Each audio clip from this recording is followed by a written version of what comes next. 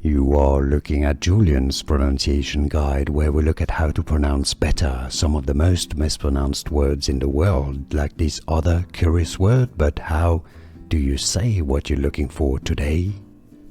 We are looking at how to pronounce these words, as well as how to say more confusing vocabulary that many mispronounce in English, so make sure to stay tuned to the channel to learn more.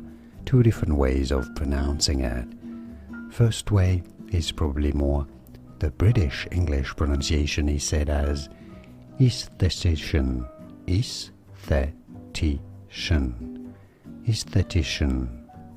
Now in American English, this is normally said as esthetician, esthetician, esthetician in American English, or esthetician in British English. And now you know. Did you get this? Let me know in the comments. More videos for you here to learn more correct pronunciations. Like this video if you found it useful. Thanks for your support, it helps me immensely, and thanks for watching. Here are more videos on how to pronounce more confusing words and names too many mispronounced. Like this video if you found it useful. I appreciate your support. I'll see you soon, and thanks for watching.